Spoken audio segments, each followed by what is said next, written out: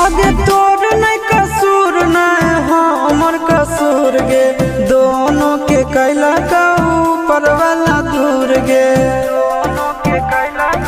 ये सोना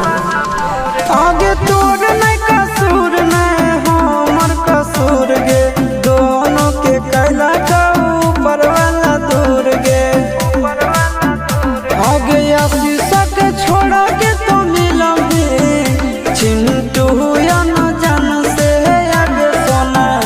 चिंटू या न जान से जोड़ी है बनावल भगवान के दोस्त न है इंसान के आगे सोना दोस्त न है भगवान।